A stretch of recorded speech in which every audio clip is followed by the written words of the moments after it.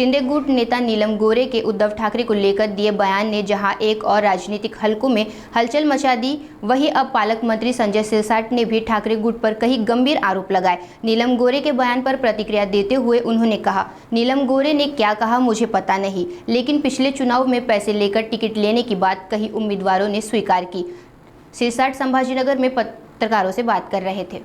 सरकारने कोणाचं रक्षण केलं नाही आणि कोणाला पाठिंबा दिलेला नाही।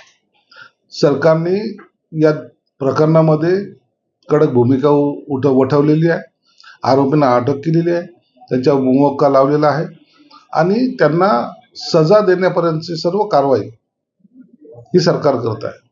कोकटेंच्या प्रकरणामध्ये न्यायालयाने निकाल दिलाय, न्यायालयाने दिलेल्या निकालाच्या विरोधात जाण्याचा अधिकार त्यांना आहे।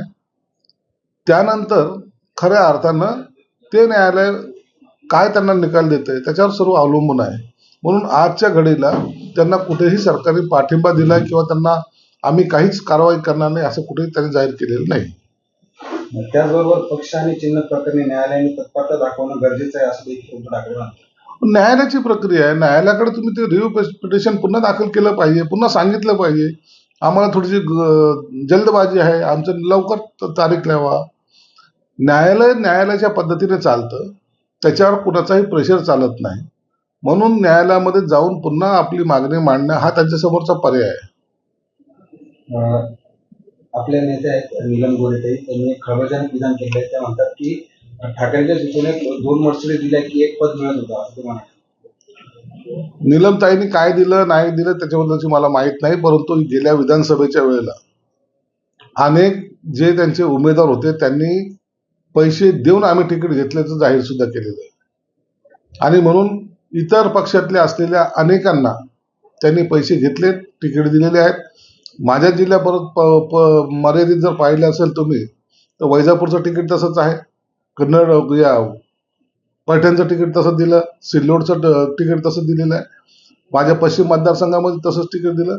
म्हणजे पूर्वी हे कार्यकर्त्याला तिकीट देत होते, परंतु आता जे पैसे देईल त्याला तिकीट ही त्यांची भूमिका होती। म्हणूनच जनतेने त्यांना नाकारलं आणि जे असलेलं त्यांचं संख्याबळ आहे ते 20 वर येऊन ठेपलेलं आहे। म्हणून आम्ही काहीच करत नाही असं आव आणून कुठेही त्यांनी आपली फुशारकी मारू नये। यावर संजय राऊत म्हणतात की नीलम गोरेंना 4 वेळा आम्ही आमदारकी दिली होती, त्यामुळे त्यांनी दिलेल्या 8 मर्सिडीज कुठे त्यांनी दाखवलं। संजय राऊतनी कुणाकुणाकडून पैसे घेतले याची यादी आमच्याकडे सुद्धा आहे। म्हणून तिकीट वाटपात करताना त्यांनी जो काही गोंधळ घातलेला आहे त्या लोकांना गरज पडल्यास तर त्यांच्या समोर सुद्धा उभे करू आम्ही। एकनाथ शिंदेवर देखील त्यांनी एक आरोप केलेला आहे की अटकेच्या भीतीनं सीमावर्ती भागात ते गेले नाहीत। एकनाथ शिंदे साहेबांनी विधानसभेमध्ये जाहीरपणे भुजबळांच्या देखत सांगितलंय की आम्ही 40 दिवस जेलमध्ये होतो। एवढं सर्व सांगितल्यानंतर जरी संजय राऊतला विश्वास वाटत नसेल तर त्यांनी जाऊन ते रेकॉर्ड चेक करावं आणि भुजबळांना विचारावं, तुम्ही कोणते तिथे गेले होते सीमा भागामध्ये, तुम्ही काय केलं, तुम्ही कोणते दिवे लावले, तुम्ही फक्त लोकांची सहानुभूती आपल्याकडे कशी वळेल या दृष्टिकोनातून ते स्टेटमेंट करतात आणि जे काम करत आहेत त्यांना कधीही त्यांनी संरक्षण सुद्धा दिलेलं नाहीये किंवा त्यांची साधी विचारपूस सुद्धा केली नाही। सीमा भागामध्ये लढा देताना भुजबळ ज्या पद्धतीने गेले होते, बाकी कार्यकर्ते गेले होते, त्यांच्यासाठी तुम्ही काय केलंय हे एकदा सांगितलं पाहिजे। काल एका शेतीवर मोठी कारवाई झाली आणि त्या ठिकाणी जवळपास 12.5 कोटीचा गांजा मिळून आला। यावर काँग्रेसचे नवे प्रदेशाध्यक्ष हर्षवर्धन सपकाळ म्हणतात की शेतकऱ्यांच्या मालाला भाव मिळाला नाही, त्यामुळे आपू शेतीसारखे प्रकार समजतात। शेतकऱ्यांनी गांजाची शेती करावं असा त्यांचा अर्थ आहे का? अफूची शेती करावं असं म्हणायचं का? शेतकऱ्यासाठी जे सरकार कटिबद्ध आहे आणि त्यांना सर्व सुविधा देण्याचा सुद्धा सरकारचा बांधील आहे। म्हणून मेहनत करणाऱ्या शेतकऱ्यावर असा आरोप करणं किंवा त्यांना शेतीच्या उद्योगापासून परावृत्त करून गांजाची शेती लावा असं जर काँग्रेसचं म्हणणं असेल तर त्याला हे शेतकरी बळी पडणार नाहीत, शेतकरी त्यांना धडा शिकवतील। छावा चित्रपटात गणोजी आणि कान्होजी शिर्के विषयी चुकीची माहिती दिल्याचा शिर्के कुटुंबियांचा छावा टीमवर आरोप आहे। छावा इतका चांगला पिक्चर आहे, जगभरात त्याचे प्रशंसा होते, त्याचं अभिनंदन करणं सोडून दिलं।